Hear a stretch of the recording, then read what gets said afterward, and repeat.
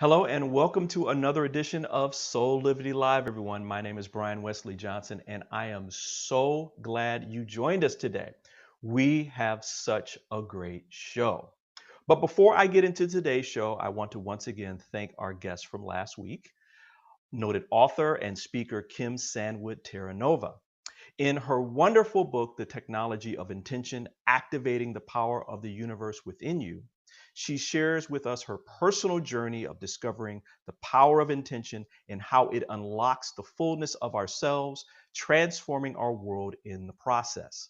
Now, if you missed it, you can see it by going to our website, soulivity.com, and watching it on Soulivity TV, available 24 hours a day, 7 days a week. So, with that, let's get to today's amazing show. Now, this is an old song, but some of you might know it. It was sung by Dean Martin. It goes something like, "Everybody loves somebody." Well, songs like this one reminds us that typically a lot of us are looking for love with someone, specifically someone to spend the rest of our lives with in partnership and sometimes marriage.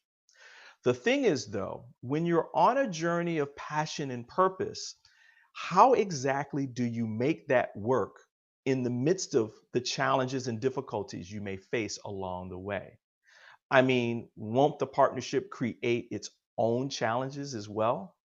It certainly sounds like it could turn out to be a big mess. Well, today I am pleased to speak with the dynamic duo, husband and wife team of Karim and Mamido Souchu. They have been able to navigate these waters, creating a successful life for themselves, their marriage, and their family.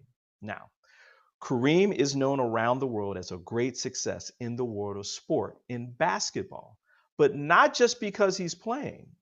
He is changing lives and helping children and young adults learn to be the best that they can be.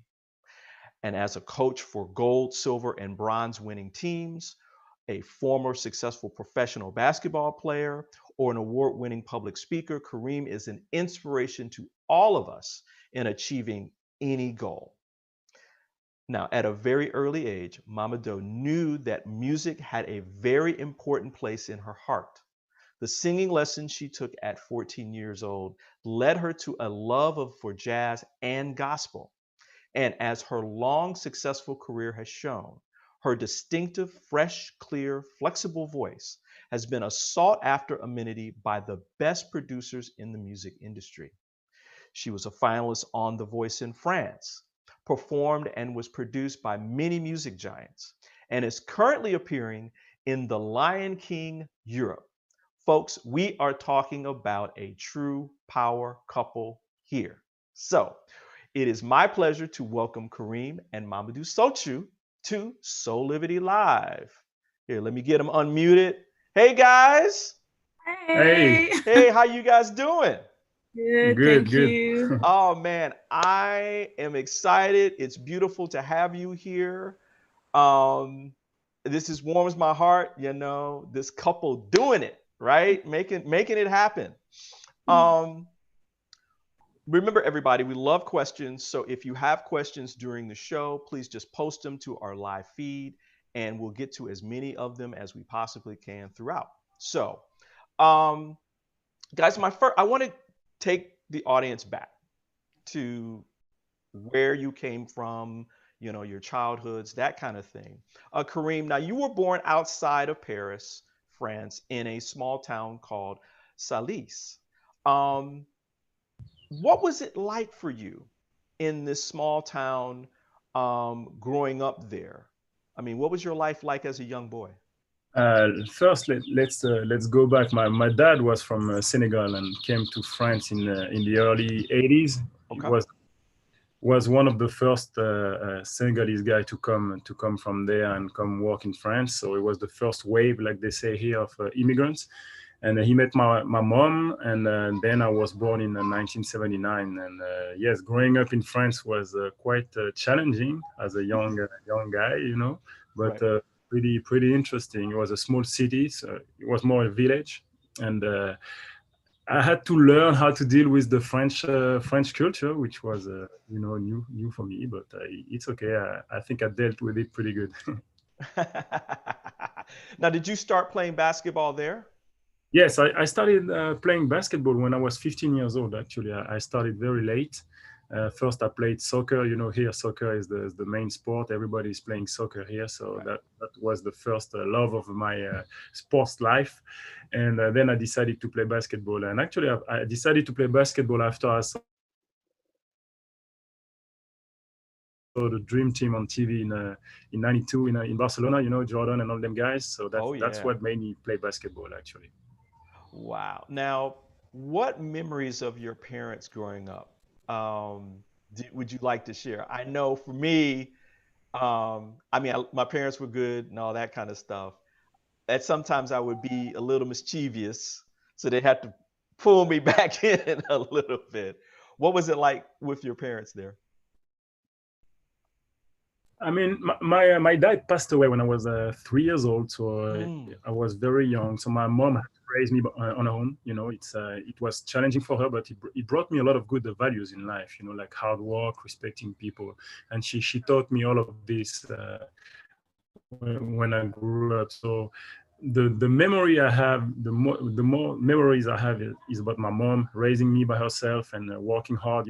Getting like a couple of jobs to try to get us to eat. Actually, yeah. my grandparents were raised me a lot too. I used to go to their house a lot because my mom was working a lot. So I used to stay with my grandparents a lot, and they taught me how to read, how to write. My granddad was very very good to me, and it was interesting because my dad, who was from Senegal, was black, but my mom was white. So all my family from my mom's side was white. So I was raised in a white family, which was also challenging at the time. But the thing I remember is like my granddaddy. I never heard my granddaddy spoke about race, about color, about anything when I was Wow. around him, and it was amazing to me because I know he heard a lot of things like from people like everywhere, like, but he was always raising me in with the respect of other people, and that's what I remember.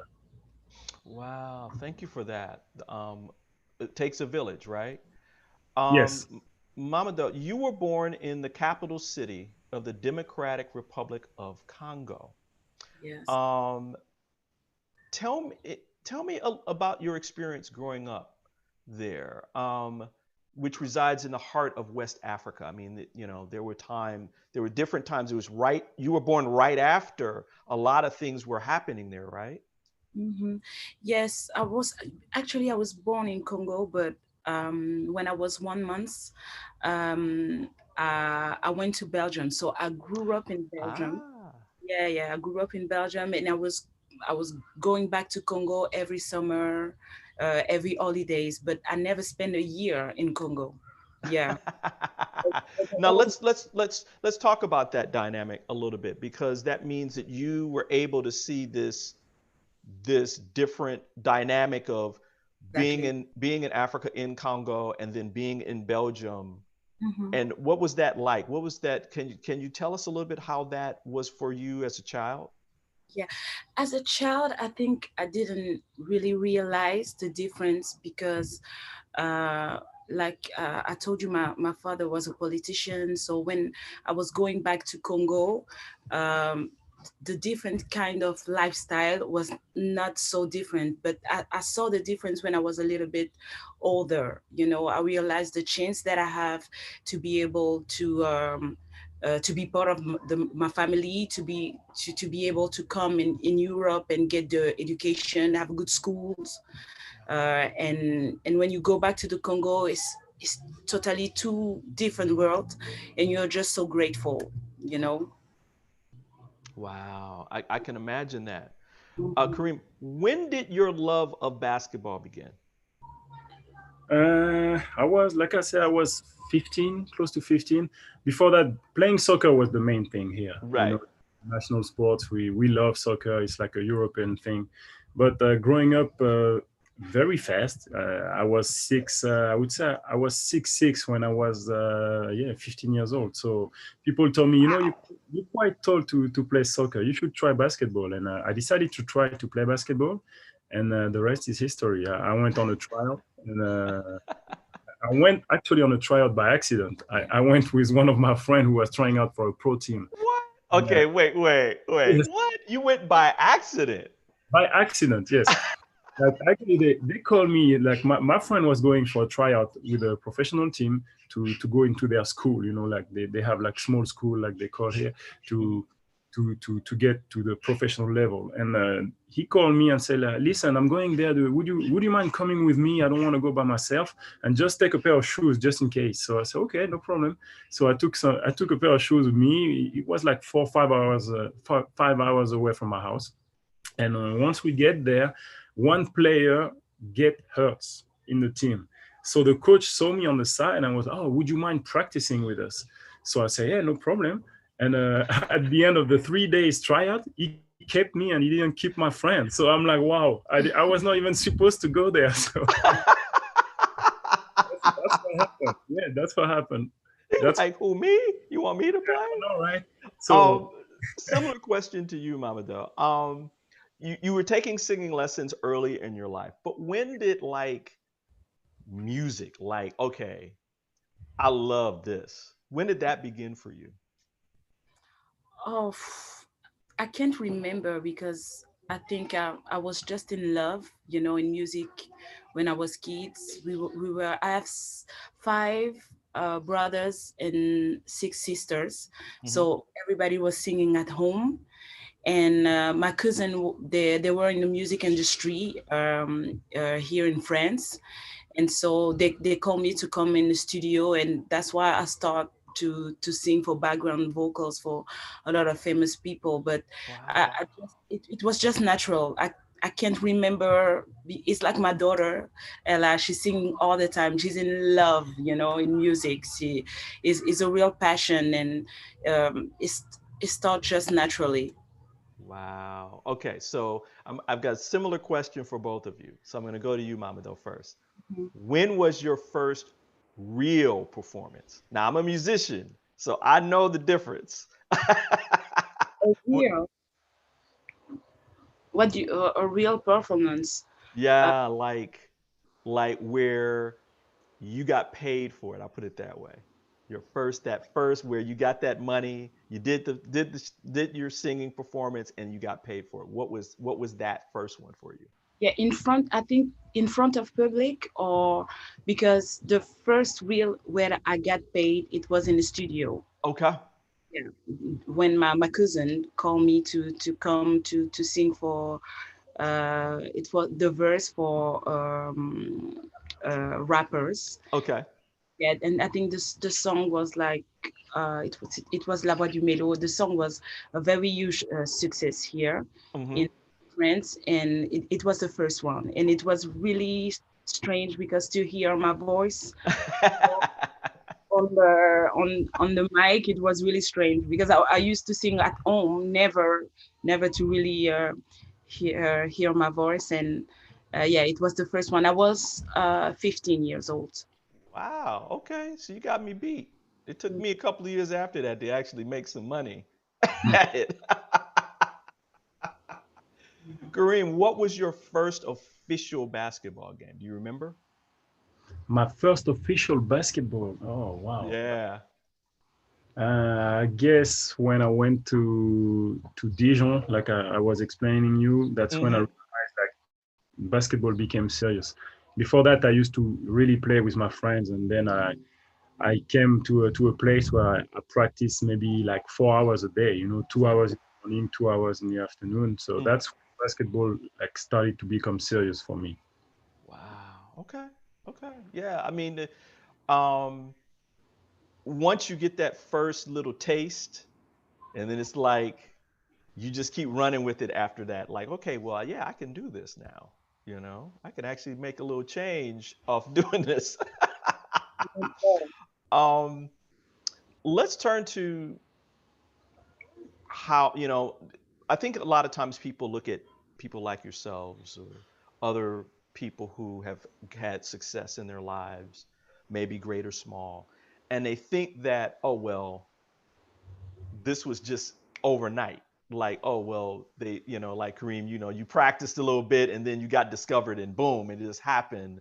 Or Mamadou, you're singing and all of a sudden, boom, it just happens. It's like, no, the three of us know that's not true.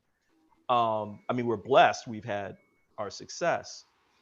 But to both of you, the question I have is, do you remember, like, you want to pursue these professions, you love it, you're in love with it, you want to make this your life's work, but you have a heartache, you have a heartbreak, and you have to move. You're like, okay, for me to go to the next level, I have to get through this time. So Kareem, I'll go to you first. Do you remember that moment, that moment for you? I mean, you don't have to go into many, but just one that you remember. I would say, I had the chance to go to the United States. I went to Furman University in 1999. I Wow. had the chance to get a scholarship. So if I take you back from at this moment, like in France, when I first went to Dijon, I didn't know how to play basketball really, and the coach Mm. telling me that I don't know until this day. I'm asking the guy, "What did you see?" He say, "You will see when you will be a coach, you will understand." Now that I'm a coach, I understand what he was saying.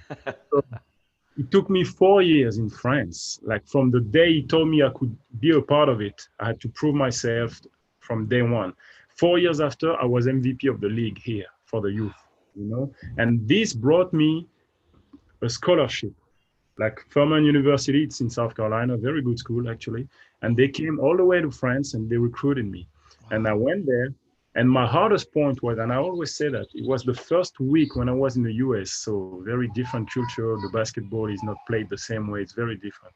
And when I got there, and I remember I was in a swimming pool and I was like, what am I doing here? I'm away from my friends. I'm far away. My mom, I miss my mom. It's very far. And I was like, do you want to quit or do you want to go? I said, no, because you didn't come that far to just quit right now. And 4 years after that, I became the fourth all-time leading scorer in school history at Furman University.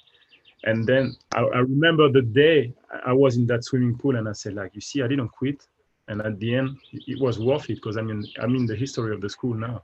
So that's the point, and that's the moment I remember. Wow. Thank you for that, man. Thank you. Wow, powerful. Mamadou, how about you? Do you remember that moment for you where you had that heartbreaking challenge that you had to move through to get to the next level? Yes, I think it's when decide to come in Paris to live by myself here. Mm. I was living in Belgium. I was working with, because in Belgium they speak French, but the very big market for the singing is here in Paris. So I was working in the studio and working and singing in French in Belgium.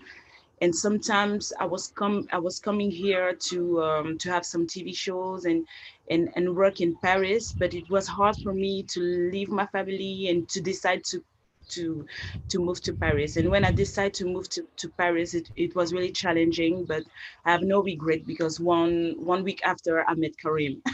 Oh, now see, I was gonna wait till later to ask y'all to get in your business, but since the door just kind of opened up, I'm just gonna like go on it. So tell me, you said you met Kareem in Paris. Yeah, How I met. did you, what was the what was that dynamic? How did you guys meet? So so when I arrived in Paris, I already have connection, and so I went to sing in the studio. And when I was in the studio, one of the guys said, "Oh, you have like a Belgian accent because you have two different French accents, from France and from Belgium." I said, "Oh, actually, I'm from Belgium." And he said that, "Oh, I know a girl that is from Belgium. This girl was at school with me."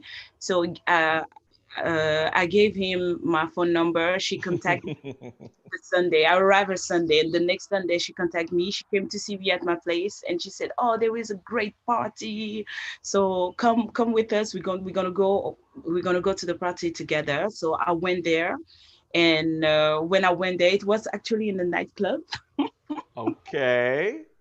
Yeah, in a nightclub. And at the end of the night, one of the, I think it's Karim's friends, because I didn't know him. He just took me and he introduced me to Karim, and he told me that he wants to talk to you, and he told Karim that I wanted to talk to him. But Okay. So there So was a little setup. All right, go ahead, Karim. that's her side of the story. So I'm gonna tell you exactly what happened. That it needs to be clear. yeah, So that was a party. Actually, it was Christmas. I remember I yeah, was on a Christmas. break. That was my first year as a pro, and I was Okay. playing in Lyon, which is 4 hours away from Paris. So Yeah. some of my friends told me, "Oh, come, there's a party tonight. We should go out." You know, like the season was pretty rough at the time. So I said, "Okay, Mhm. let's go."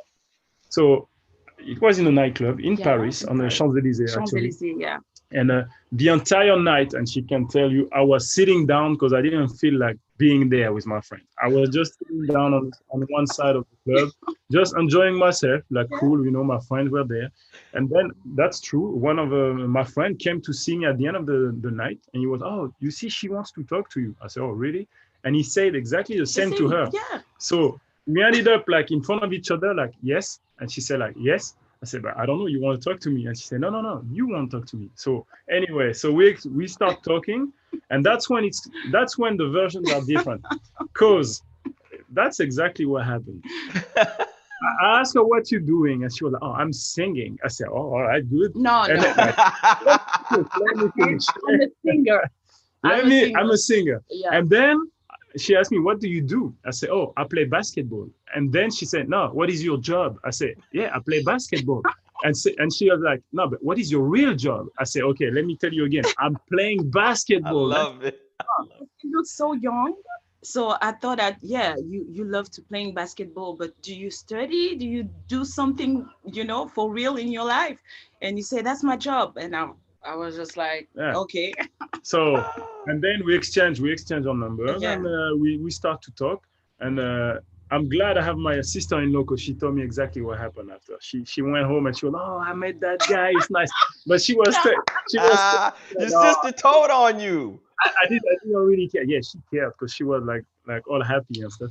And me too. I was happy to meet her. We start talking, and I think 2 weeks after you came to visit in Yeah, in Lyon. Yeah. Lyon. It was my Mm. first time, because Belgium, it was so small. I never gave my phone number to in the nightclub, because because Oh. you can meet. But the thing is, when I arrived in Paris, I was just like, "Oh yeah, it's cute." And also, if you want to have friends, gave your phone number. It was the first time ever that I gave my phone number to someone in the nightclub. So All that's right. why. What was your first date? Your first date. I mean, that was not a date. That was a hookup. But what was Yeah, the first date? first date. So it sent me like a week after a text, and he said, "Oh, do you want to come to Lyon?"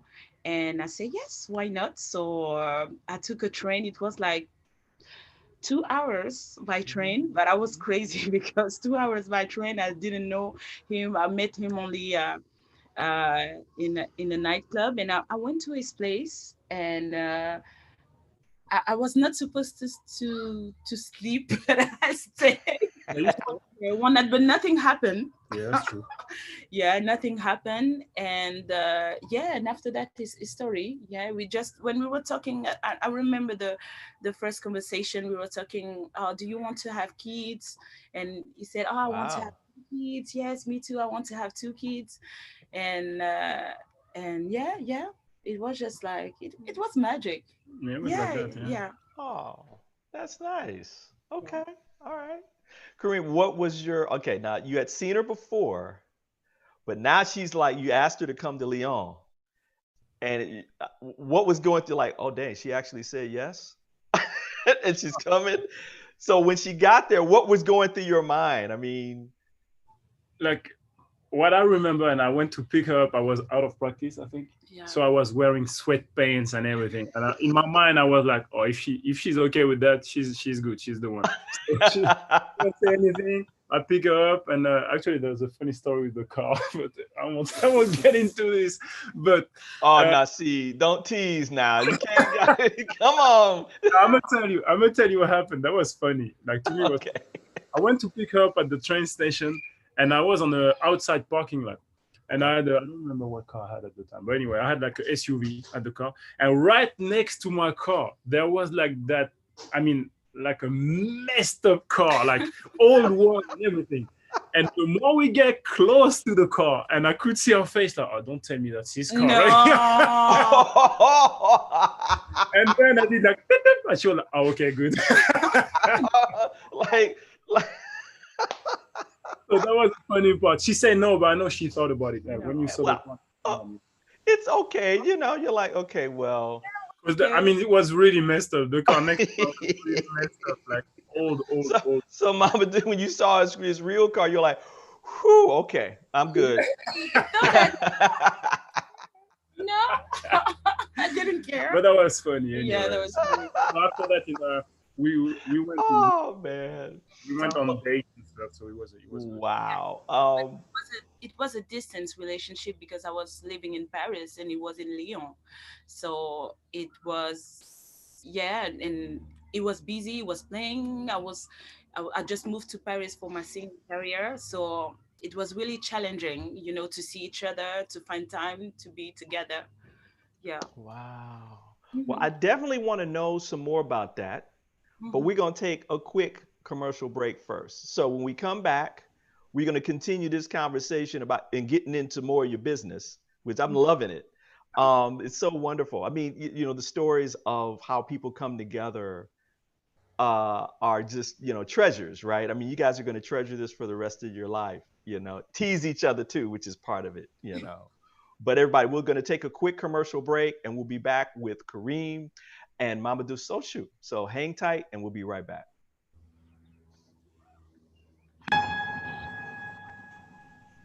Have you ever asked the question, if I was to be anything, what would I be?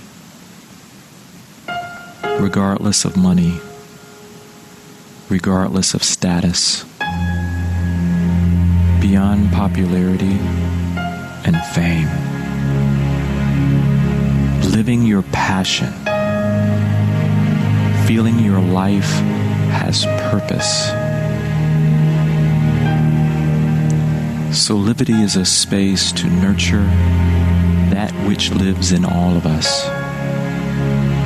A place where work can become play,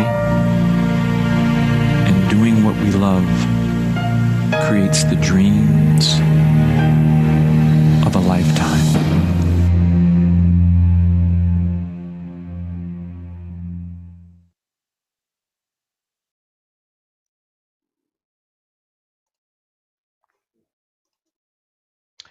And we are back with Karim and Mamido Souchu. All right, so we're gonna get back into this discussion about y'all business here. Mamido, you were talking about before that Karim was traveling, but he was based in Lyon, France. You were in Paris, France, and you had this connection, and it was difficult for you to keep that going through that time. How do you feel? I'm going to ask both of you. How do you feel how you got through those moments? Because I know it had to be hard. For me, you have to believe it. I really believed it. And a lot of my friends, they were just like, oh my God, he's a successful basketball player. He's living in Lyon. He's having fun. Just forget it. I was just, no, I saw something in him, and I knew it was the one. So it was, sometimes we had ups and downs, but it's about to believe it, to have faith, to have faith. And when you have faith, everything is possible, Wow. How about you, Karim? What were some of the things that you were thinking about during that time? Be patient and, allow yourself to get to know the people you are with. That's the most important.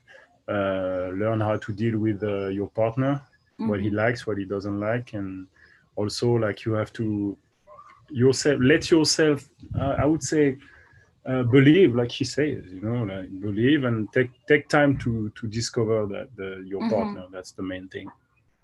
And take time. I think it's time and believe, because sometimes you can just be afraid of things that, oh yeah, it's not with me all the time. But the thing is, it got traded to Belgium, so Belgium was closer to Paris. Yeah, absolutely. And so we were closer, so we were able to see each other more often than when he was in Lyon. But it was like 2 years, 2 years after. You're not gonna have the perfect person, the perfect relationship, and the all in one time. You have to be patient. It's with time, but you have to keep the faith. You have to believe it and keep the faith. And I think one thing is you have um, to do how can I say it? Faire les choses bien. To do the things the right way. To do the things the right way and to do good in relationship, even when the person doesn't deserve it.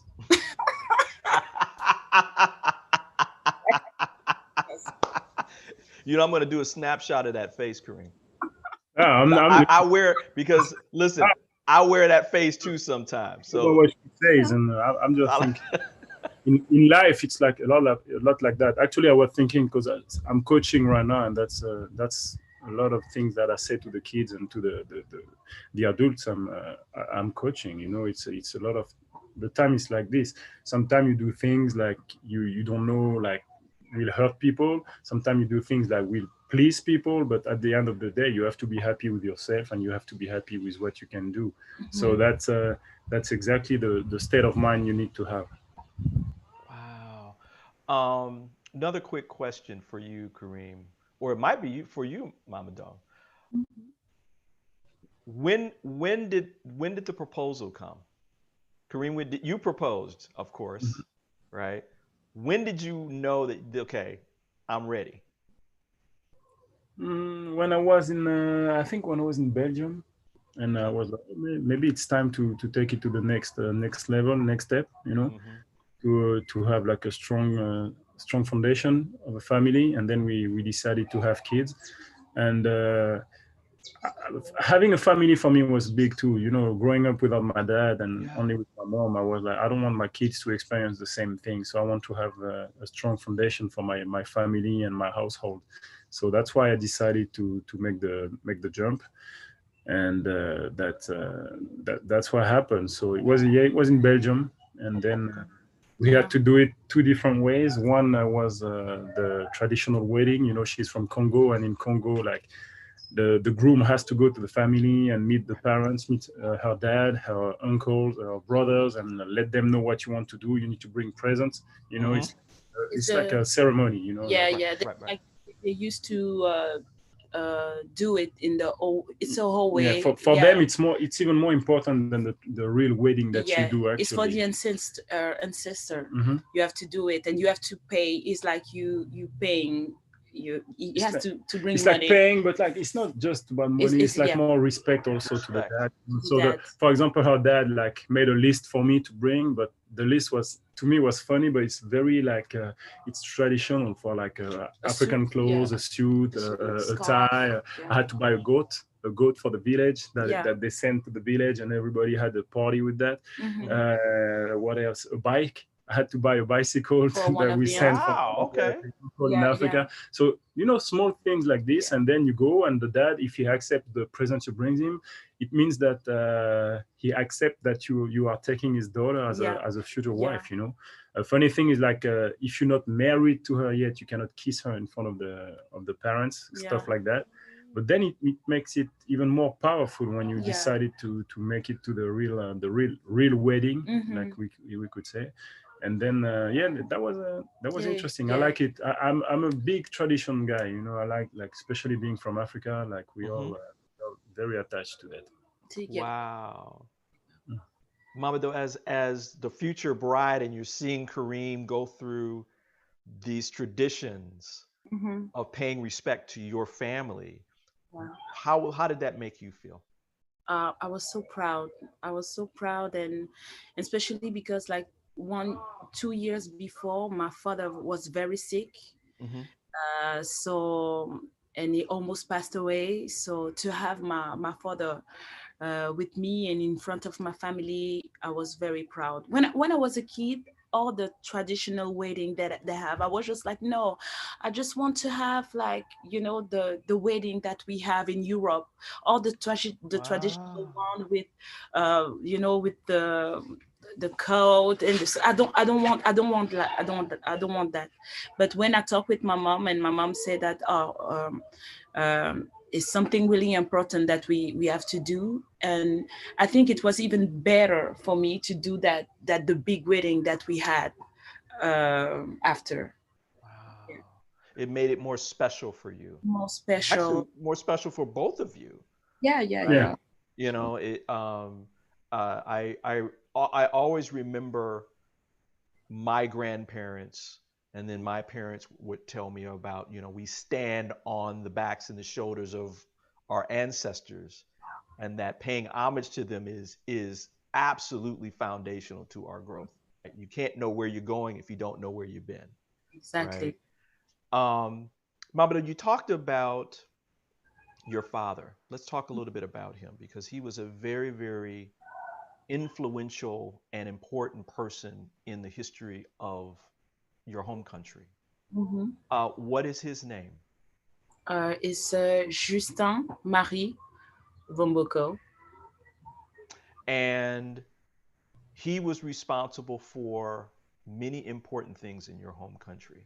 Mm-hmm. Things like he signed the Acts of Independence there. Mm-hmm. He was part of a new era for women's rights there.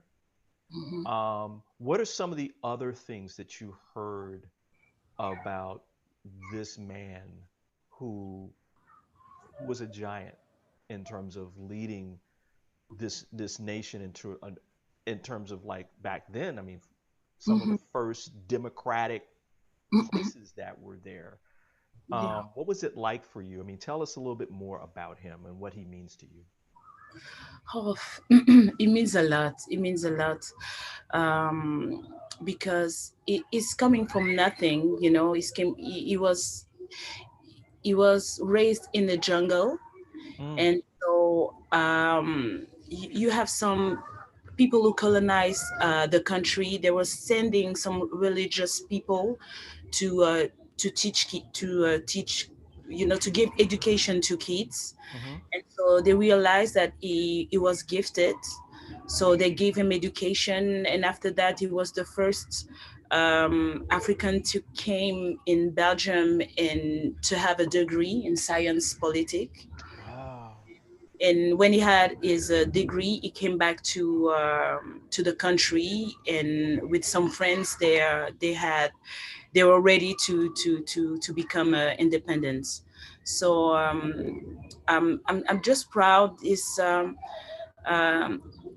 a invisible pressure that we have, Oh yeah. that we can, like, every day we can do things right, and everything is possible, and you can change people's life. And what we're doing, I think, what we're, even in the music, and what Karim is trying to do with the basketball, is change people's life, bring a positive message. Yeah, so it's very inspiring, what he did for the country. Yeah, that's what I Wow.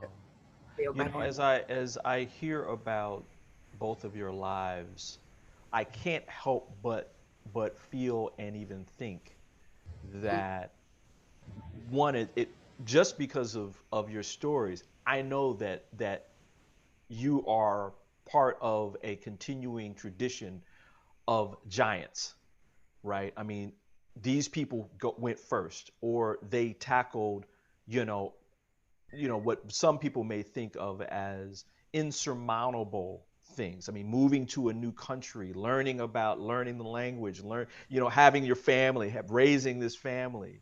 So I think that both of your lives are a testimony Hmm. to their life and what they were bringing to you into the world. So um, thankful for just being who you are and continuing tradition. And I know that you're passing this on to your children as Yes. well. Tell us about your children real quick. What are their names? So we have 3 children. The first one is Elijah, Elijah Tamia, and Ella. and Ella. Wow, beautiful names. How old are they? 14, Ooh. 12, and 4 years old. Oh, bless your heart. That 14 Mhm. crossing into yeah, we went through that too. So I'll pray for y'all. Do you see, I mean, I know that at 14, she's probably now moving into like things that she may consider her life's dreams. Do you see that in the 3 of them, or things that they're kind of gravitating toward? So one is already doing. I mean, 14. My son is 14 years old, Elijah, and actually he's with us right now. But he spent his first year in Spain. He decided to follow my footsteps, and he's playing in basketball in Madrid. He spent the first year over there by himself. He was in a host family. So I left my house when I was 15 years old to play basketball. So he left 1 year before I did. So he was 13. He was a little bit early, and I went with him actually on a tryout there, and he tried for the team and did very good. And I asked him, because I never pushed him, that's one thing I was always willing to not to do, is to push my kids into something they don't want to do. So I decided to let him discover himself, let him do whatever he wanted to do. And last year he came to me and was like, Dad, I'm ready. I want to do like what you did. So I said, okay, let me get some phone calls. And with my connections, we got there, and after 1 year, he came back and he ended up being the best scorer in his team. So he spent a great year, and they are taking him back next season, and he's starting to have a little buzz around him over there in Madrid. With the social media now, you have like all kind of videos, highlights and stuff. So people over there start doing that. So it's good. So he knows already what he wants. I think I gave him my competitive nature, because I asked, do you want to play like me? He said, no, I want to play better. I'll say, okay. You're like, sit down, young one. Sometimes we have to go through little one-on-ones to make him, to let him remember who's the boss. But I think he's gonna be a good player. But then I always tell him, you never know in the professional world, like especially in sports, singing is the same. You never know what can happen. So get an education, because you can get hurt and never play basketball again. You have to be ready for whatever happens. And I'm very big on education. Oh yeah. But right now he's doing pretty good. Yeah. Wow. So he's just focused. He's like, he just knew, and he's like, Dad, I'm ready. I'm gonna go do this. Yes. Yeah. And also what I love is not afraid to try new things, because before that we spent 3 years in Atlanta, so he learned how to speak English. Now we can speak English, Spanish and French. And not afraid just to go to another country without your parents, and trying to achieve your goals and living your dream. I was really proud of him, to just let mama and daddy and go to another country by himself. Wow. Yeah. What about the other children, the other 2? Do you see some talents and abilities starting to come up that they're like focused in or interested in?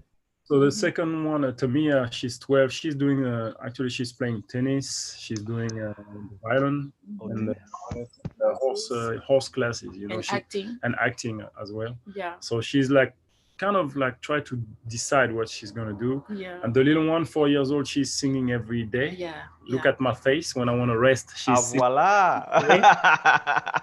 So, but she's not just sing, she's sing. Wow. Yeah, it's something. She's amazing. Very special. Yes. Yeah. So wow, that's funny. So she's actually knowing all the songs of what's the show you watch? Empire. Yes. Oh my God. No, all the Disney songs. Yeah, all the Disney songs. But unbelievable. So she's doing all the choreography and everything. So I think she's going to be an artist. But never know. Never know. Wow, amazing, amazing. Well, you know, if they need an agent, just let me know, and I'll. um, it's again, this is this through line, right? And I want people out there to just see this, right? Where there's this through line from your parents, even the ones that have transitioned on to Mm-hmm. you guys down to the children, where they're following where their heart is leading them with Okay. some wisdom. Because one part that you talked about, Kareem, was look, you never know what life is going to is going to hand you. So make sure you have an education, Yeah. right? It's a tool. It's something not just to fall back on, but to prosper from, right? Mhm. Um, couple of more questions and then we'll kind of wrap up. We're talking about your family. I wanted to bring up the children and in your relationship and that kind of thing because it feels like there was these principles that the two of you connected with when you first met, as you dated, that were even part of when you came together as in marriage, that continues into how you're raising your children.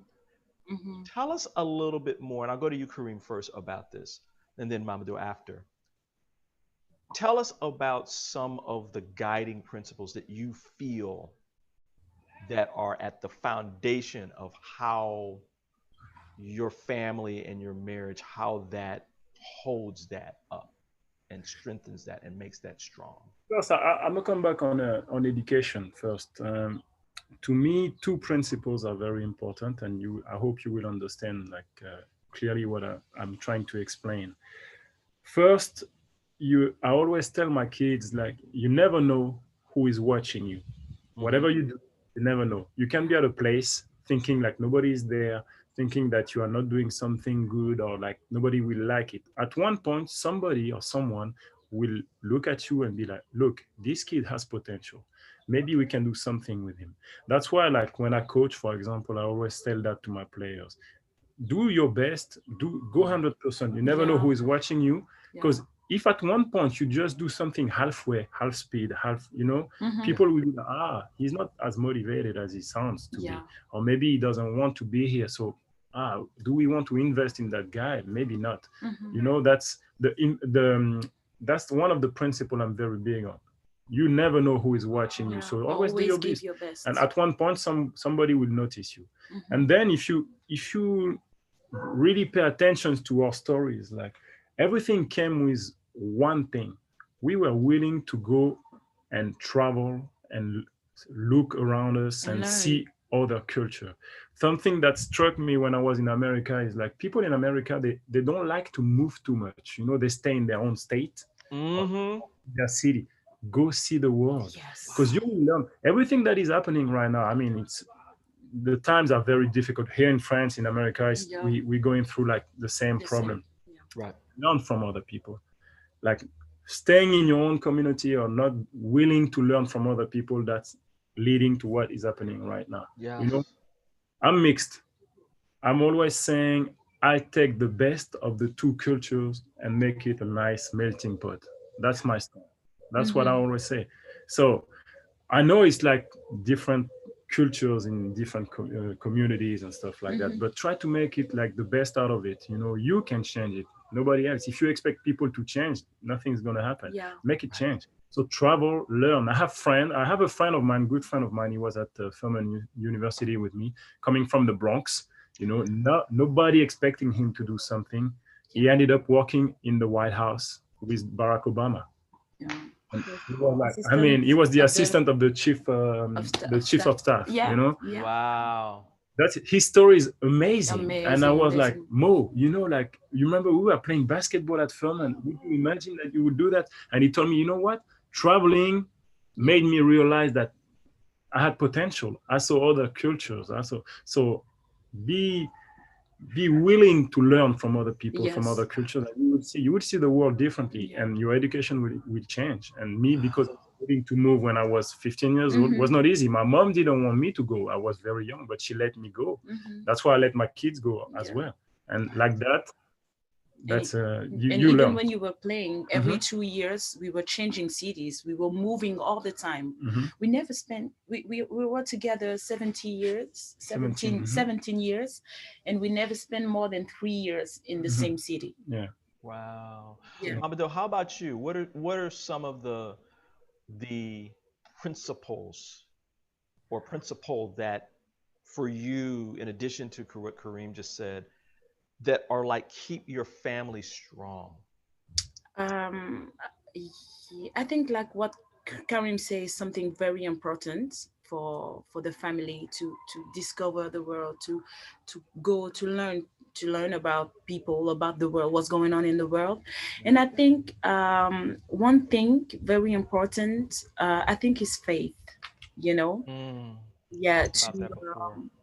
to put God first, you know, in your life.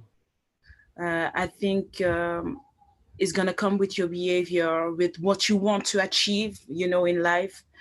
I think this is something really important that I'm trying to teach the kids also, you know, that, to put God first.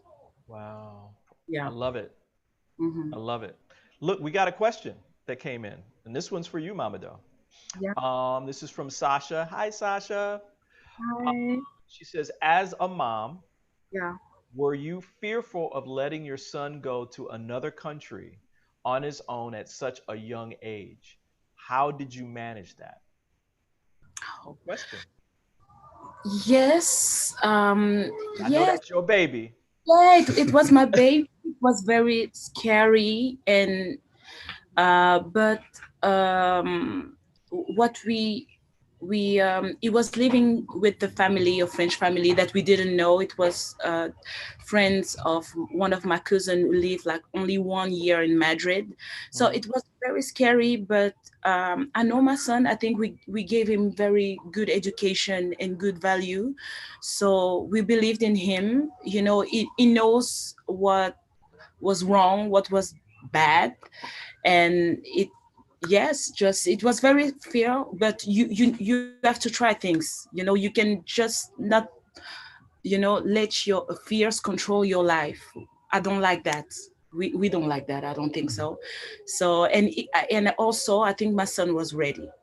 The experience that we have in Atlanta, the fact also that we moved every 2 years, 3 years for, you know, for the basketball, he was just ready. It was just ready, but it was really hard. But you know, is the part of the dream. You know, it's hard. Everything is not gonna come up like this. You have to make some sacrifices. Right. Wow. Thank you for that. Wow. You know, the things that I'm hearing is that you as parents, you wouldn't have let him go if you didn't think he was ready. No. Right. And then on top of that, him being ready meant that you had to have faith in what you had taught him. Exactly. So that he was out there. Yeah, he's going to do the right thing. We know he's going to do the right thing. Yeah. He's going to, you know, remember, lean on what we've taught him, what his ancestors meant. I mean, all that kind of stuff. Wow, so powerful, man. While we have time, I want to kind of talk to you about, I said in the opening that basketball may be the umbrella of what your professional life is, but a part of that is giving back, is changing lives, is doing the things as a mentor and through coaching and that kind of thing. Tell us a little bit about the Hoops organization that you've built. Tell us, you know, look, this stuff is important to me because I, like our ancestors, the you know, more responsibility, more success means the more you have to give back. Yes. I would say, like you said, basketball is a nice umbrella. Why? Because you can teach kids, touch kids also through their souls. You like, listen, you have a chance to play basketball, to get an education with basketball, to get to go to school at the same time and get a scholarship. I'm trying to tell them like sports can change your life. You know, it's just not about dribble. It's not like I remember when I saw that on in the US when one reporter said shut up and dribble. No, it's not. It's not just about that. It's so deeper. It's so much deeper than that. I mean, kids all around the world are willing to learn, but a lot of them cannot because their parents maybe don't have the money, or they don't have the education or whatever. So through sports and with hoops, what I was doing is going to schools and through 3-on-3 basketball, because I'm coaching 3-on-3 basketball. I was organizing tournaments, teaching kids like how to play, but also how to behave, how to handle like difficulties, problems in life. And through sports, it's so much easier to teach that, because kids are much more open-minded when you talk to them, because sports is their language. It's like today I was talking about like social media and stuff like. If you talk like that, they understand you. So sports is something universal, and you can teach kids, teach people a lot of things through sports. So that's why I did with hoops, and hoops also is helping like a professional athletes when they want to train, practice and stuff like that. But these people, it's a little bit different because they are already like settled. But like the young people can really achieve a lot if you take time, if you really like take time to educate them, to spend time with them. A lot of them, for example, they don't have a father figure at home, which so as a coach, so a lot of time you are the father figure, so you have to give them life lessons, and it's very powerful, and you learn a lot from the kids. I learn every day, and I'm coaching like different categories. You know, I have like under 18, I have like seniors, everything. You learn, they learn from you, but you learn a lot from them too. So that's pretty much like a summary of what I could say that I do. Wow, man, powerful stuff. I mean, again, and you never know in the future where one of those kids is going to be, like your friend in college, Mo's now up on, was working for the president of the United States at the White House, right? Yes. Like you just never know. It was for the previous one for yeah. No, we're not. See there, you're gonna get me in trouble now, you know. No, it's just facts. It's just facts. No, but you know, I have other 44, not 45. Yes, exactly. But you see, I have other example. When I was at Furman, I remember one friend of mine was at the time a scout for the Dallas Mavericks. His name was Amadou Gallo Fall. He was their main scout. He used to come and see us. He's from Senegal. Now he's the director of NBA Africa. He became the main guy. Him and Masai Ujiri, who is the general manager for the Toronto Raptors. These two guys are doing so much for basketball in Africa. Yes. They are like the faces of the NBA in Africa. Wow. And I met Gallo when he was just a scout, and now he's like probably the most important guy in Africa for the NBA. And he built academies, schools, and a lot of things. Like, he's a good friend of mine, and that tells you if you keep believing and doing what you do at the best level you can do, at one point something good happens. And these guys changed the landscape of basketball in Africa by just believing in themselves and learning and stuff like that. So you see, you always, like I say, you never know who is watching you.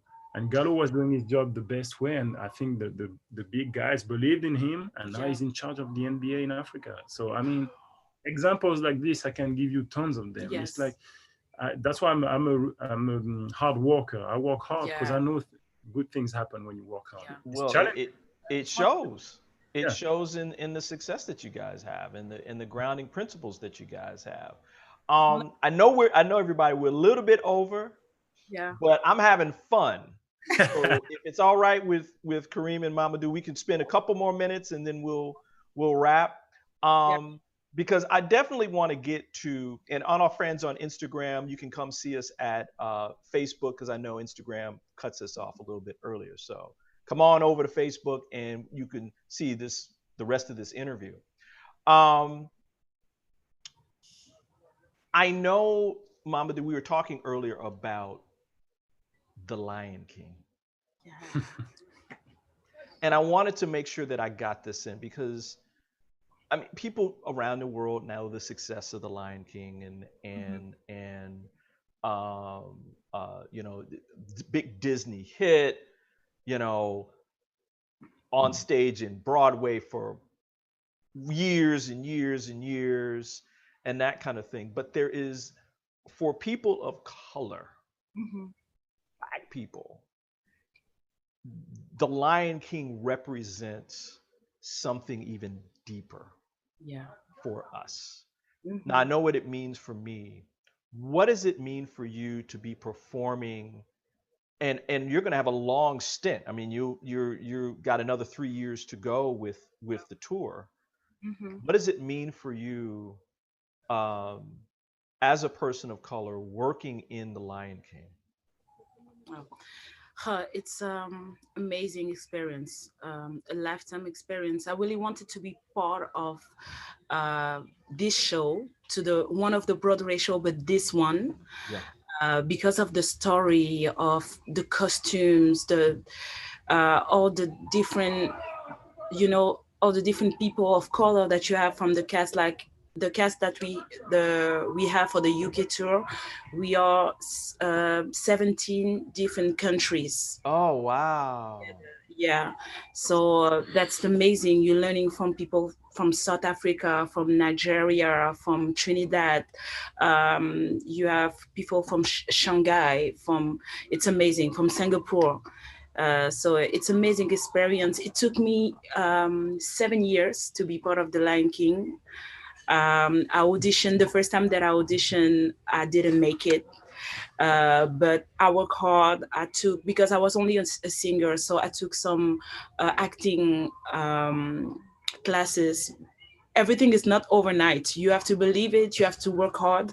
So it took me 7 years, and finally, uh, um, I'm in, and it's just a dream come true. Yes. Wow. I mean, we were talking earlier about how we were both saying that it feels like home. Like you're doing your love, your profession, you're Mhm, singing, being in music, mhm. and it feels like this is like home, Yeah, right? like home. Is exactly. This is like home. Like every night, you see the story moved you. You know about the story about the all the singing. We sing in Zulu, in you know, the African language, in Swahili also. So yeah, it's just like you feel like home, and just have the chance to perform with people of color, and that story and the quality of, you know, of the show is just amazing. Mm, Yeah, wow. Well, I'll tell you what, both of you are amazing. thank you. Um, and I mean that. Um, as I said before, and I meant every word because I always do my homework on everybody who I interview. And when I said in the beginning that you guys are truly a power couple, I meant that. And the power isn't just money and fame and all that kind of stuff. The power is what you represent as a individually, as a couple, in your marriage, in your family, what you're giving to the world. You know, the next generation that you can already that I already see in your children that's going to be doing even more great things.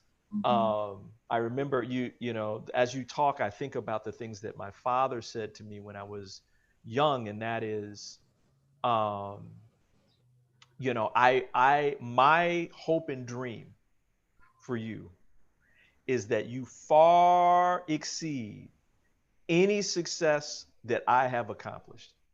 I Mhm. want you to go out there and blow the doors off of that and be happy and joyful. So I think that that's what you guys are doing.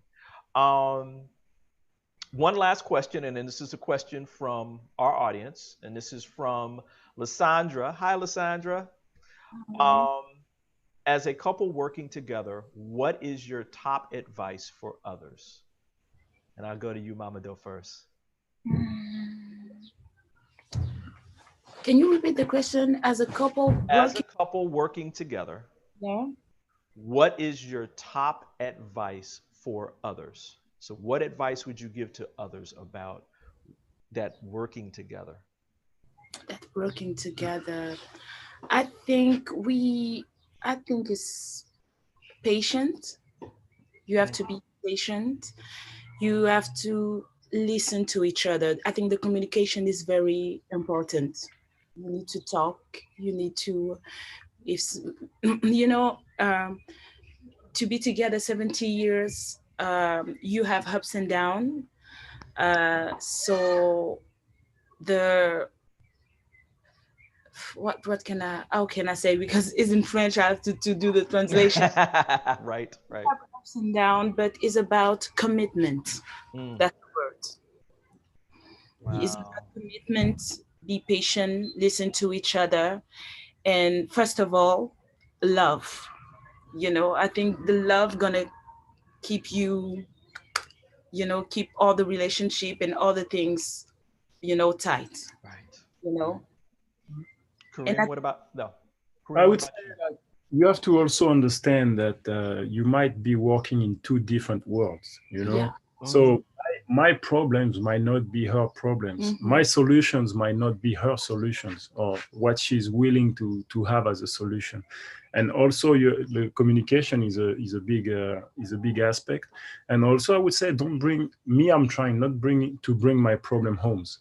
When I'm home, I don't like to talk too much about work, or my problem of work. I'm trying not too much to bring negative stuff, like we already have a lot of pressure, because we are experiencing a lot of pressure in our field, me as a professional coach and her as a professional singer. Like this year, we are not living together this year. So so you have to enjoy when you're home and be in peace. I always say I want to be peaceful when I'm home, because you got you got other problems you have to deal with. The kids, who they have their own problems.